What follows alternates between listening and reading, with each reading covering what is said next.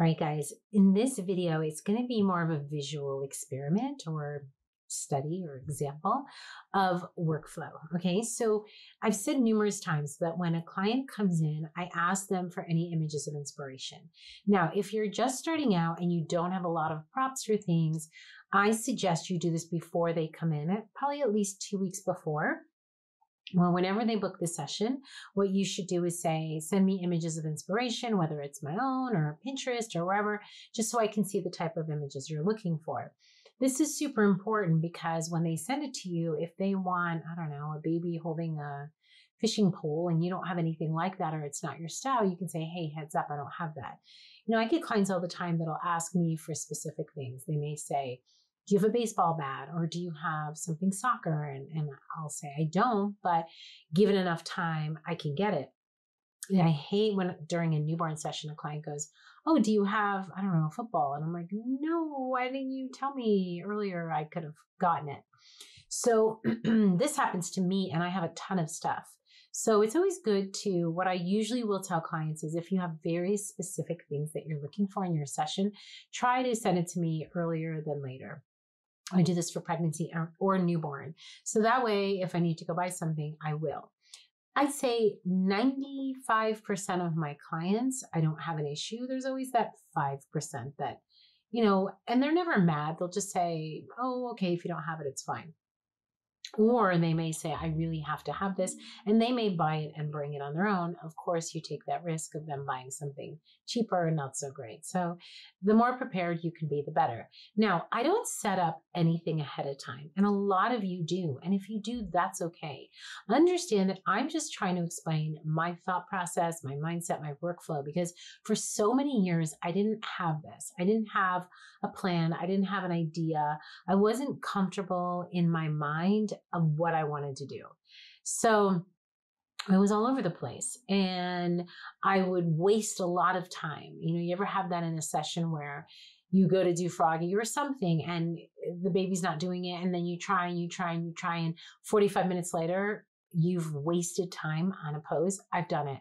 And then I've had to have clients come back. I've had to do reshoots, or I've just found myself wasting time.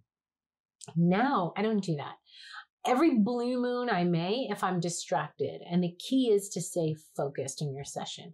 Try not to be distracted. Put your phone on Do Not Disturb if you have to. Tell your kids you're in a session and try to just focus. I can always tell a session that I'm focused versus a session that I'm not focused, especially when my staff comes in. If I don't prepare them with to-do lists and keep them busy, then they'll come in and disturb me during a session. And if they do that, I lose my focus and I can't get on track. And that's why I like early morning sessions, because we'll start before the staff comes in and it's just Alex and I and who's ever assisting me, and I could just kind of dial in and focus. Because what I'm doing is, as I'm doing the first shot, I'm thinking about the second and third and fourth shot. Now, there's a lot of things I will set up when the client comes in, and we'll talk about that in a minute. But I do know photographers that will tell me that they'll totally prep their client beforehand. They'll go over the poses, they'll go over this, and then they'll set up their entire studio and lay everything out and they're good to go. If that's you and that's working for you, go for it. For me, it does not work that way. First of all, I like my clients to come into a clean studio. I think it sets just a really good precedence for how I work and my creative space. And whenever I have a client that walks in my studio, they immediately look around and they go, oh, wow, because it looks clean, it looks untouched. There's not stuff all over the place. Right now, things are driving me crazy because it's Christmas season. And so my studio is just overflowing. There's so much stuff in this room. And I still try to just at least keep the shooting area clean, okay? Now, I don't even pull an outfit out. And this is especially important for my clients because I remember when we came back from COVID, they would say, has anyone touched this? Has anyone worn this before? And I would say, everything that you're seeing is clean and it's untouched.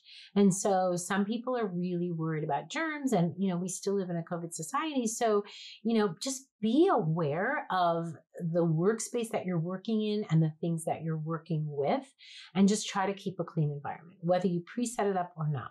All right. So my client comes in, clean studio, everything's good, right? I always say, have you fed the baby? When did the baby last eat? And 9 times out of 10, the baby ate 2-3 hours ago if they followed the prep guide, and now it's time to undress them and feed. So what I'll say is, okay, do you have any images of inspiration? And if they sent it to me ahead of time, I'll usually print them out or have it on my phone and say, okay, I saw this, but even though you sent me this, I have all of the things that you sent me, but I still want you to go and pick some things out because I get new things almost every day and we make new things every day. Now, if a client says, you know what, you choose, we trust you, I never fall for that. Why? Because number one, I am a creature of habit, like many of us, and I'll tend to just pick the same things I use all the time. Number two, every time I don't do that, the client will pick something I would have never picked. And I'll tell them, see, I would have never picked this. Or they'll say blush and their version of blush is different than my version of blush. Or they'll say blue and they're going to pick a blue that I'm not going to pick. And I'll tell them, I need you to just pick a few things because I need to see what colors you're drawn to, what your version of pink, gray, blue is, because I have like 7 different, blues. And it's interestingly enough, we had a client that recently did a YouTube behind the scenes video of us.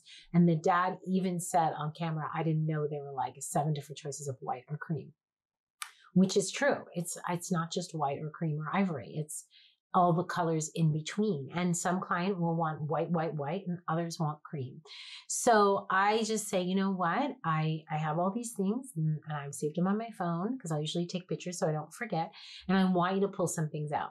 This very table that you'll see in a minute is the table that we put things on. This is a round table that we have over by our prop area. And I love having a table by the outfits because then what I'll tell parents to do is pick your favorite outfits, your wraps, and I'll let them know the wraps are hanging, but they're also in bins, as well as the headbands, and the outfits are hanging, and you can pick anything you want. Now, my job as the creative is then to put all of the different pieces together. The layers, what prop they're going in. It's rare when a client goes, this outfit for the dream catcher on this background. That's never going to happen. But they're going to show me a photo of a dream catcher, and I'm going to say, okay, that's a purple dream catcher on a purple background. Do you want that look? No, but I like the dream catcher. Okay, well, do you want pink flowers, neutral? And they'll tell me, oh, I want a lighter setup.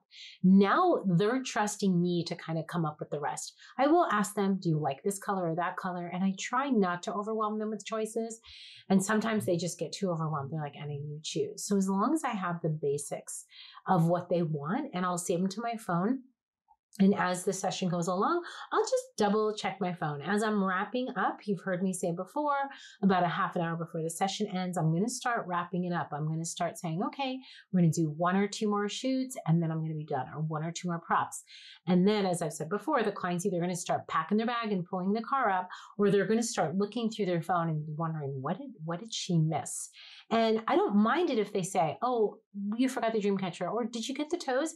Trust me, even if it's annoying, have them saying that in a session is 10 times better than them having to come back. And I've had both situations happen.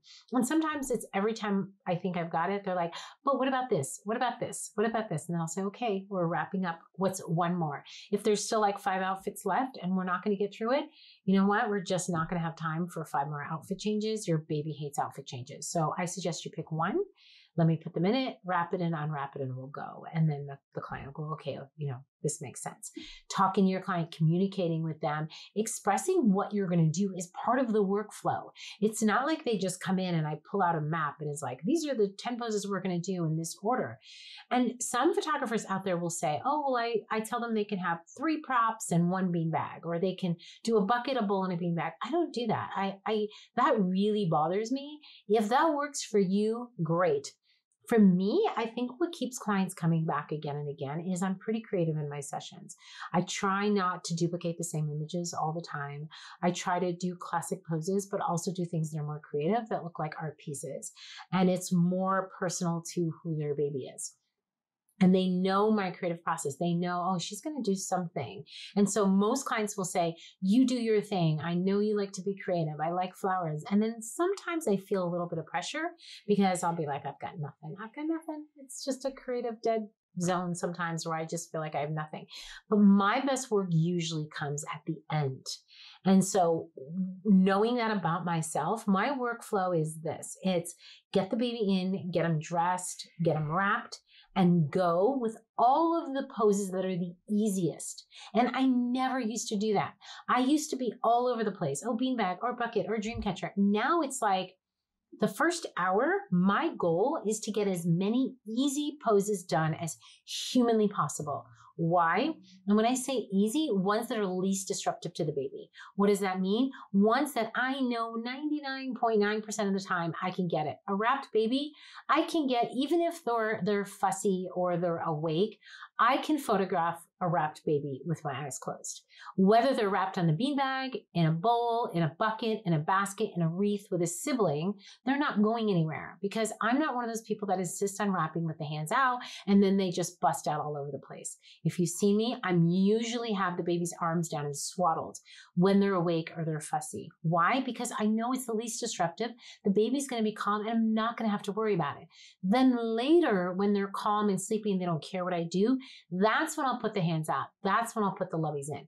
But so many of you insist on showing the hands or that you insist on wrapping with the hands out here. I don't know why that is. Every time I work with a photographer, how they wrap is the hands are here. And then what happens is you have a lumpy, bumpy baby. And then the photographer will say, well, but I want to unwrap and the hands are there. I'm like, you're going to do that anyway.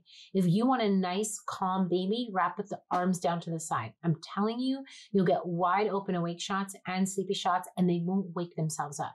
Then if you work quickly enough, you can unwrap and rewrap with the hands out, hold the loveys, do it on the yoga ball, bounce your way through it, and it will totally work. So in these posing cards, what I'm going to do is I'm going to kind of act as the client and the photographer. I have not preset these cards up. I just have a pile of them on the table. What I'm going to do is I'm just going to shuffle the deck a little bit and just pull out a bunch of poses and just pretend that that's the client showing me these poses. And then I'm going to arrange them in the way that I would shoot them and tell you why.